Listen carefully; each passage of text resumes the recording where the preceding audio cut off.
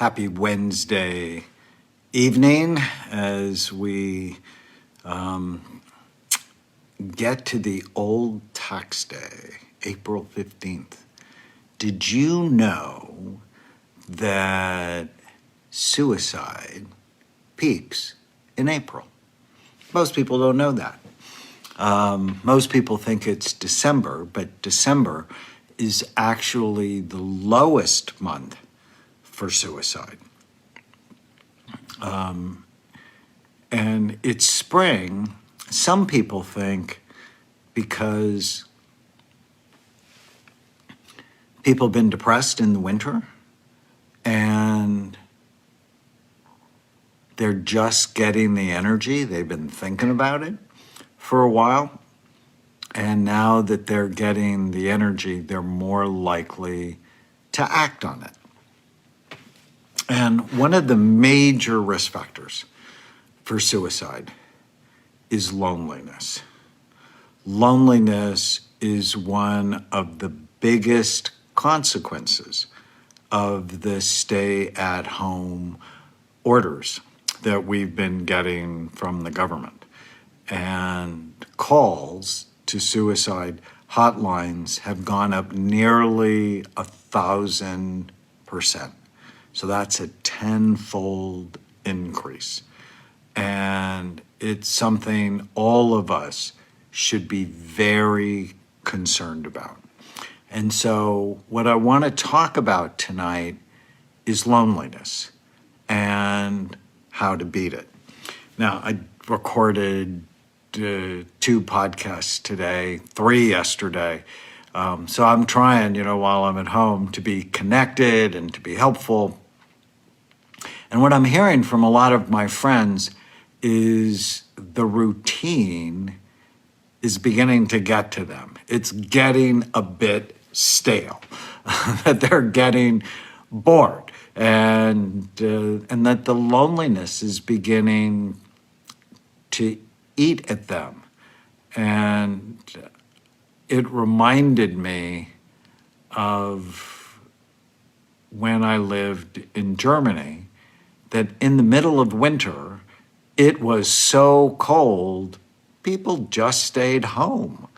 And if you think of places like Minnesota, I talked to one of my friends today in Minnesota, that there are months on end where the routine is indoors. And so it's not unique. We can get through it. I know it's weird.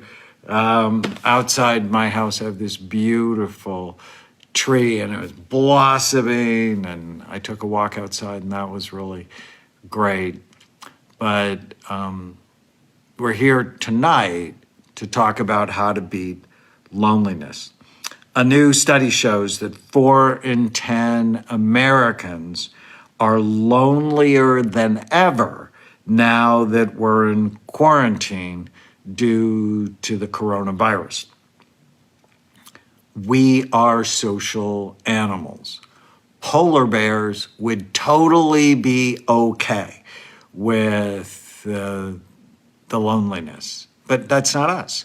Now, there's different personality types, as we talked about. Some people are extroverts, and they hate this because they actually get energy from other people. Other people are introverts, and they sort of really like it.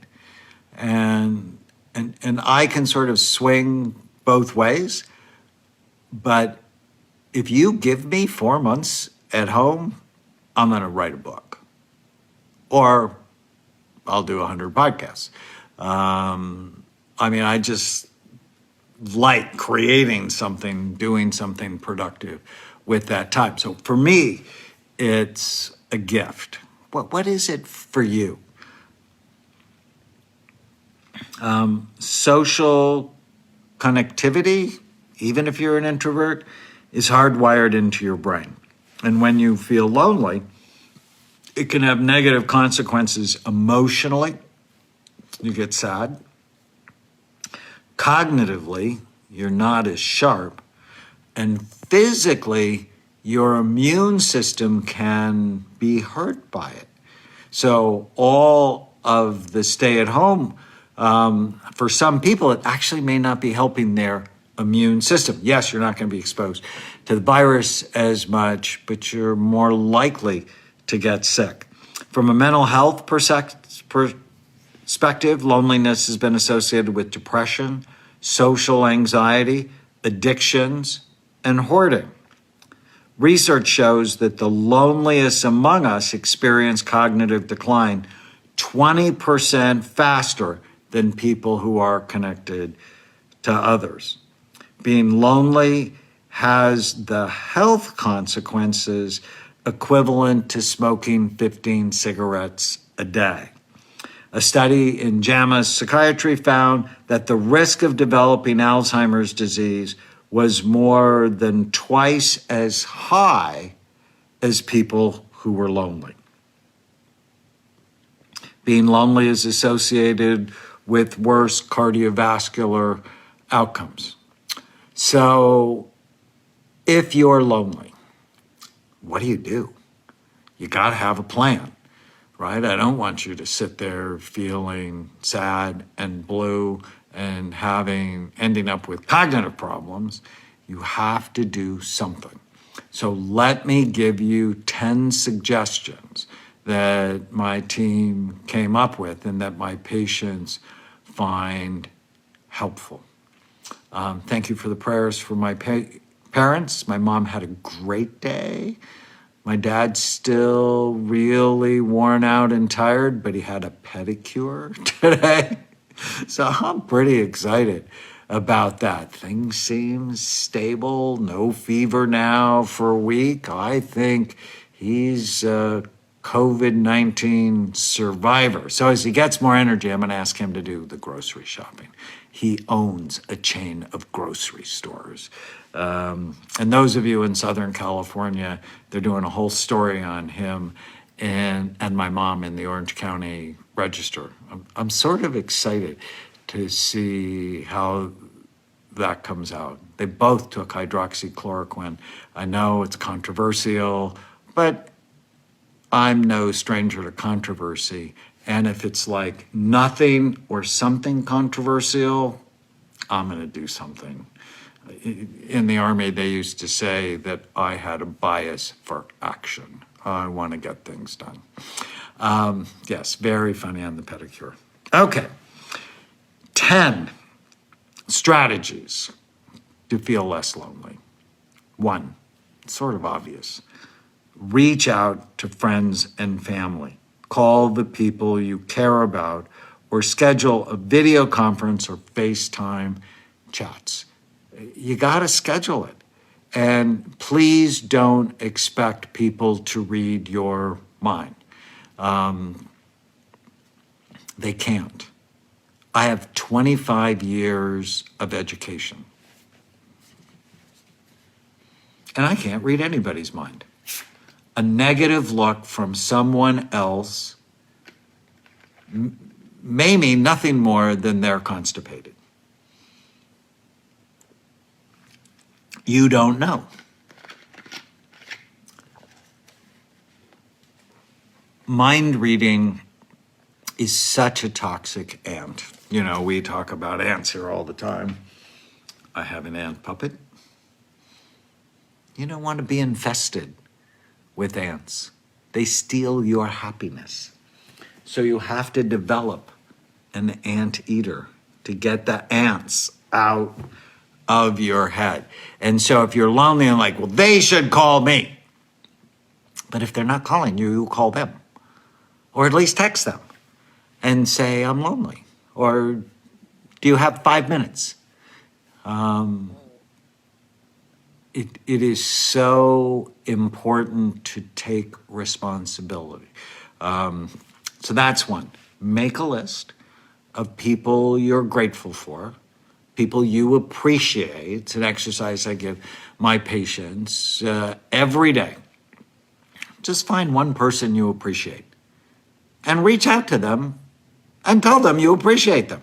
what that does, it's better than gratitude. I call it gratitude squared, because gratitude, you're just feeling, I feel grateful for Tamara.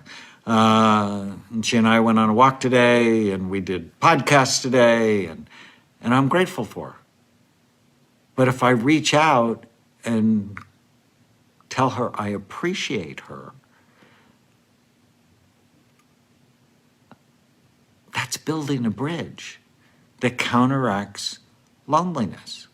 I interviewed one of my friends today, Pastor Derwin Gray, who's the senior pastor at Transformation Church in Charlotte, North Carolina. He's a former NFL player. He's part of my NFL study.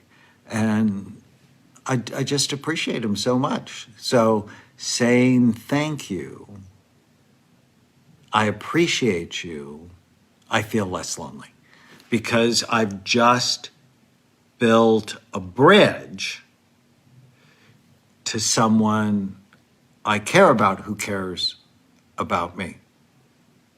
And it's so easy with texting or calling.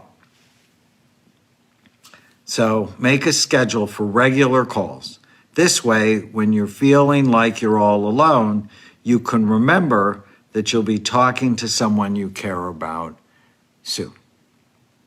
And if you are lonely and you don't feel like you have friends, you really should read Dale Carnegie's book, How to Win Friends and Influence People.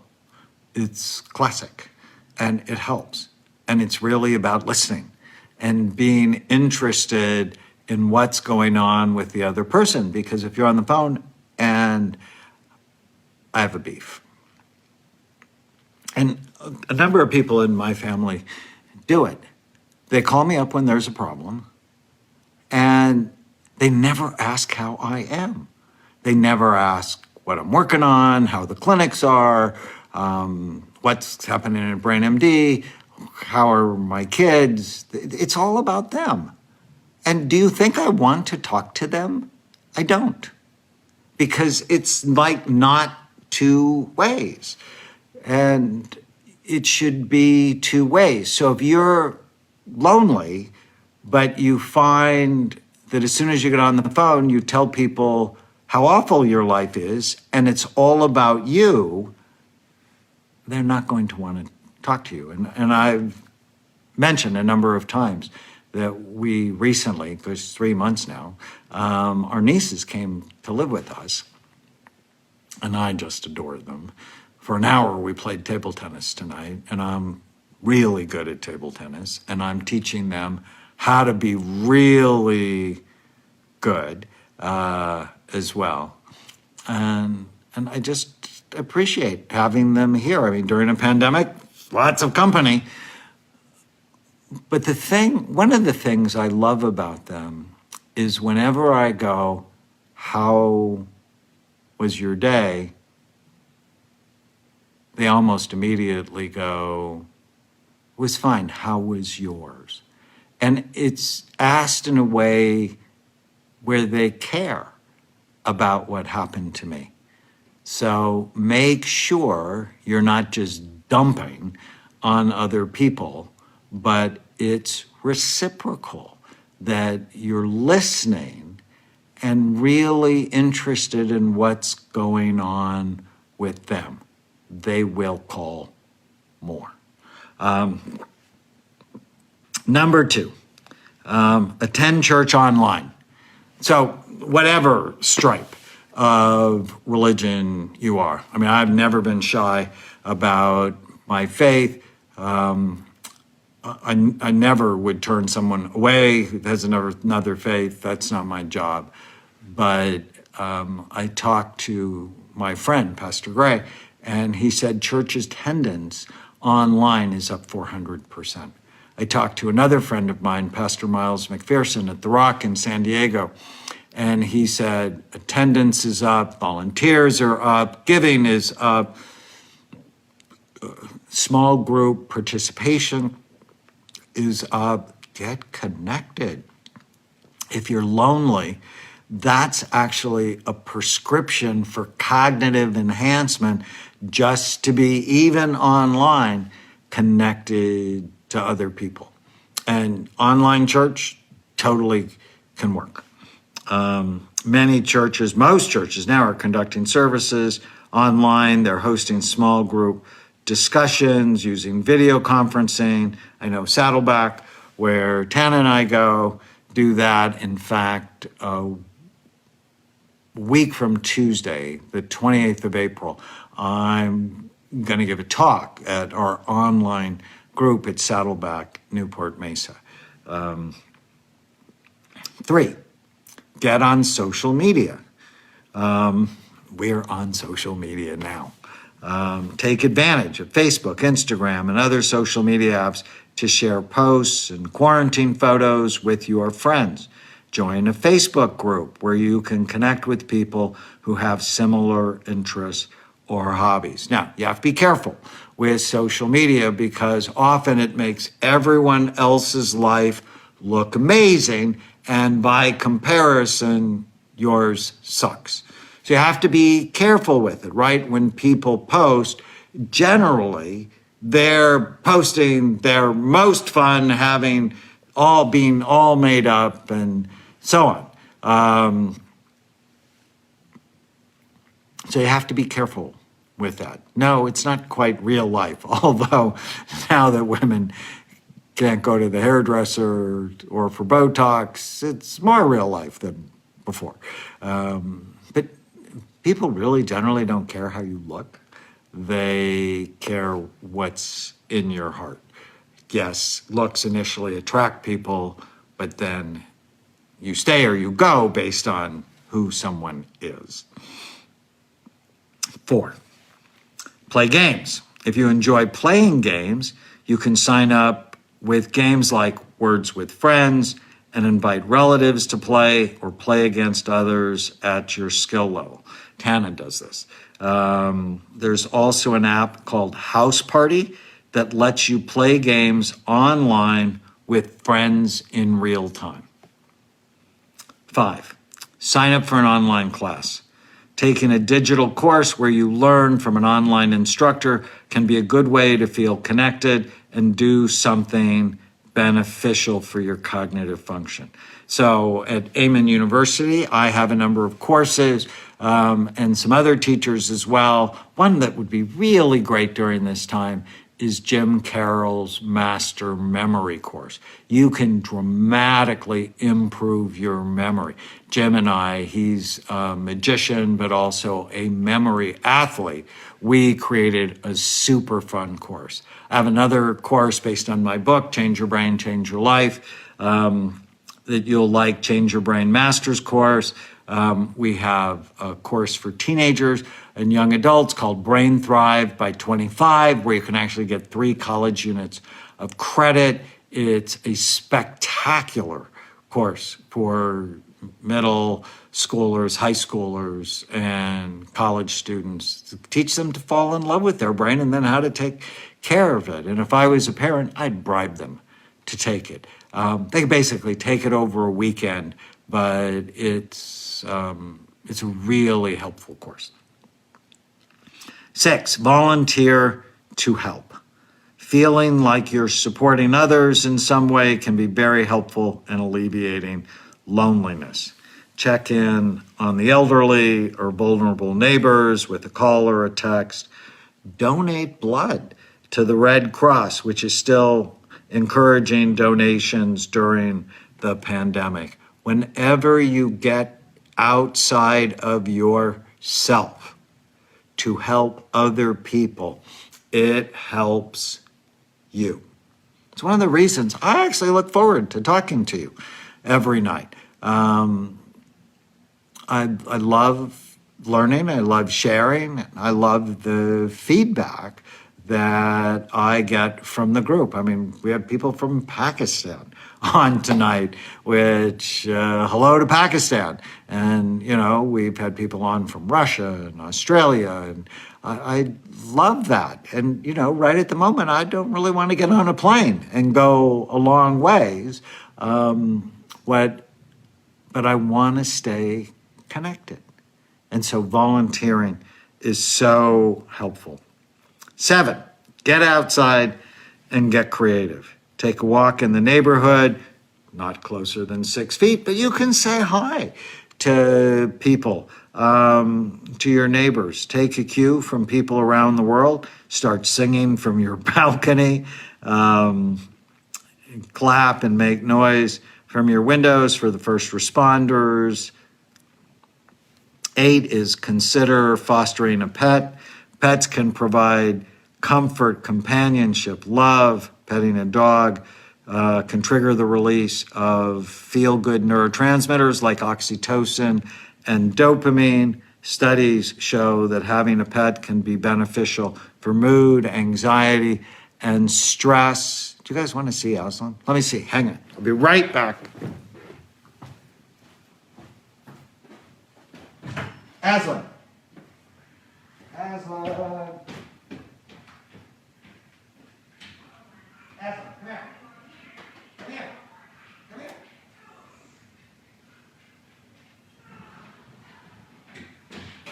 Come on. Sorry. Come on.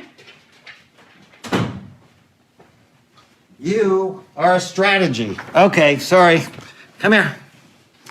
I had to go find him. Say hi. Say hi to everybody. Here. Love the dog. All right. Your garden is planted. I'm feeding birds. Hummingbirds are back. Don't they make you happy? Hummingbirds make me so happy. All right, go. You don't want to go. If you're single, this is 9. If you're single, keep dating online. Today, Dr. Anthony Fauci came out and said, Tinder dates are okay if you're willing to take the risk. Now, when you first meet someone, this is really important, don't hold out your hand. Smile at them. Bow. Touch toes. Don't hold out your hand. And don't hug them and give them a kiss right off. Not smart. Okay. So clearly it's an opportunity to get to know someone better before meeting in person. A video chat while you're both in quarantine, sweats at home can also be less stressful. Absolutely meet them by video chat and get to know if you like them before you brave going out in a pandemic. And I have a book. It's not one of the ones behind me, I don't think. No, I have a book I wrote called Brain in Love. And those of you that are single, you should get it. You can get it on Amazon, Brain in Love, and read chapter 6. It's how to do neuroscience screening to see if you really want to date this person.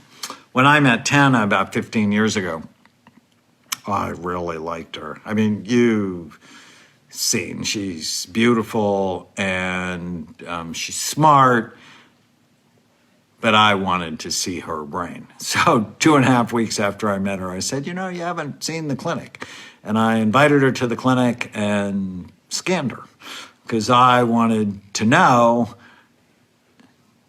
do I really want to be in a relationship with you? Now, that is high technology. And quite honestly, if you date one of my children, or now my nieces, for more than 4 months, I scan you. I have to know. What can I say? All right, 9 is online dating. 10 is if you're really lonely and you're depressed, or you're sad, or you're thinking about suicide, you need help. And at Amen Clinics, we're here for you if you're struggling, loneliness, anxiety, panic attacks, depression, or other mental health issues. You don't have to wait for the pandemic to be over before seeking help. People can we do imaging, but we do everything else that a psychiatrist does, from evaluations, medications, supplement management, and all of our professionals are virtual. Now, you think, or we think, you need a scan, you can come to one of the 8 clinics, Bellevue, Washington, Walnut Creek, outside of San Francisco, Encino, just north of Los Angeles, Costa Mesa, in Orange County, Chicago, Atlanta, Manhattan, and Washington, D.C. And we can scan you and go, you're lonely because you had a traumatic brain injury and you've had trouble making connections, or you're lonely because you have ADD, or you have bipolar disorder, or another mental health, brain health issue. So we offer telehealth, remote evaluations, video therapy. For those people who come to the clinic, we're cleaning them like crazy and doing all the things the CDC says. But you don't have to be lonely. So I want you to know that loneliness is not good for you. There are things you can do. You can watch this. I'm going to post it over and over again and just go, of the 10 things Dr. Amen just mentioned, what's the one thing I can do tomorrow? And the one thing you can do tomorrow is reach out and appreciate someone. And when you do it, it will come back to you. All right. Have a great night. I'll see you soon.